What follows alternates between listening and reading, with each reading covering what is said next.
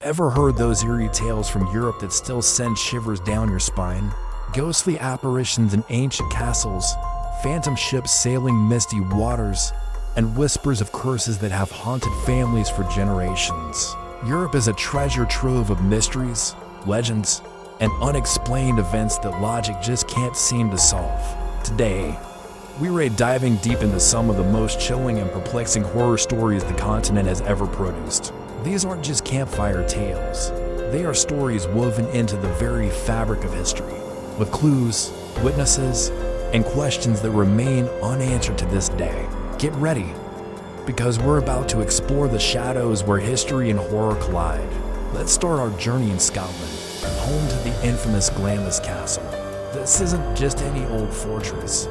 It's said to be one of the most haunted places in the world. The castle has a secret chamber, the location of which is lost to time. Legend says that a nobleman, Alexander Lindsay, the 4th Earl of Crawford, known as Earl Beardy, is trapped there for eternity. He was a notorious gambler, and one stormy night, he demanded a game of cards. When no one would play with him on the Sabbath, he furiously declared he would play with the devil himself.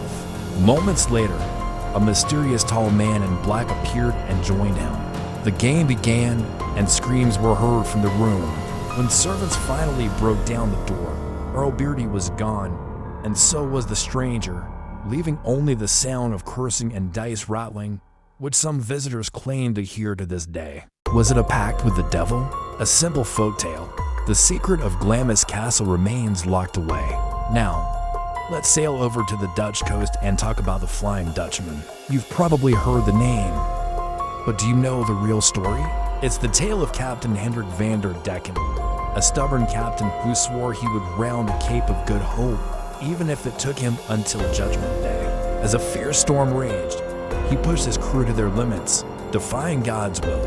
As punishment, his ship was cursed to sail the seas forever, never making port. For centuries, sailors have reported seeing a ghostly vessel glowing with an eerie light, sailing against the wind. It's seen as a terrible omen, a warning of impending doom. Witnesses have described it with such vivid detail that it's hard to dismiss as mere sailor superstition. What's truly behind these sightings? Mass hysteria and optical illusion? Or is the ghost of Captain van der Decken still trying to complete his cursed voyage? From the sea, we travel to the forests of Germany, to the town of Wurzburg. In the 18th century, a young nun named Maria Renata Singer von Nassau was a respected member of her convent, but secretly, she was accused of witchcraft. Her fellow nuns started having strange convulsions and claimed they were being tormented by demonic forces at night. They pointed their fingers at Sister Renata. During her trial, she confessed to making a pact with the devil as a child, using witchcraft to poison the convent's food, and even flying on a broomstick. She was found guilty and executed, one of the last witches to be put to death in Germany. But here's the mystery. Was she truly a witch, or was she a victim of mass hysteria and religious paranoia? Some believe the convent was afflicted by ergot poisoning, a fungus on rye bread that can cause hallucinations and spasms. The truth behind the Wurzburg witch trial remains a dark and disturbing chapter in European history. Let's venture to Italy, specifically to the island of Poveglia in the Venetian lagoon. This place has such a dark history.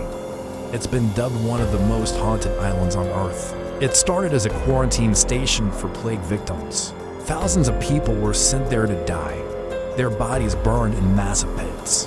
The soil is said to be 50% human ash. Later, a mental hospital was built on the island. The stories get even darker here. The head doctor was said to have performed twisted experiments on his patients. Legend says the tortured spirits of the plague victims and the asylum patients drove the doctor mad, leading him to jump from the hospital's bell tower. Today, the island is abandoned and off limits to the public. Fishermen refuse to cast their nets nearby, fearing they'll pull up human bones. Is Poveglia truly a gateway to the afterlife, or just a place saturated with immense human suffering? Our next stop is the Paris Catacombs, a place where mystery is literally written in bone. Beneath the glittering city of lights lies a dark, labyrinthine underworld holding the remains of over 6 million people. In the late 18th century, Paris's cemeteries were overflowing, posing a serious health risk. So, authorities decided to move the bones into the city's ancient limestone quarries. What started as a jumbled pile of bones was later arranged into artistic, macabre displays. But the tunnels stretched for miles, far beyond the public tour route. These unmapped sections are known as the catacombs. Interdites, the forbidden catacombs. People who venture into these off-limits tunnels have reported hearing disembodied whispers, feeling unseen hands push them, and seeing strange lights. Some have gotten lost and never returned. In 2004, police exploring a deep section discovered a fully equipped movie theater, complete with a bar. When they returned to investigate, everything had vanished, leaving only a note that said, "Do not try to find us." Who were these modern-day phantoms of the Paris underground? Finally, let's look at the strange case of the Terrace of Tarascon in southern France.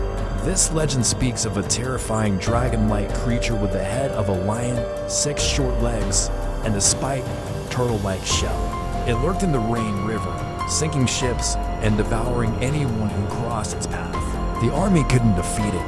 All hope seemed lost until a young woman named Saint Martha arrived. Instead of using weapons, she used faith. She found the terrace devouring a man, and she charmed it with hymns and prayers.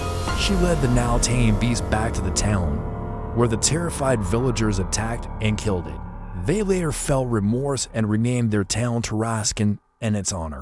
While most dismiss this as a myth, some folklorists believe it might be a distorted memory of a real-life creature, perhaps a large crocodile that found its way up the river. Could a real animal have inspired such a monstrous legend? The terrace remains a potent symbol of untamable nature and the power of faith. From cursed castles to phantom ships and haunted islands, these stories show that Europe's past is filled with chilling events that continue to baffle us. Do you believe these are just tall tales? Or could there be a kernel of truth hidden within these legends? What's the scariest local legend from your part of the world? I'd love to read about it in the comments below. If you enjoyed this journey into the unknown and want to uncover more of history, as great as mysteries, make sure to hit the like button and subscribe to the channel.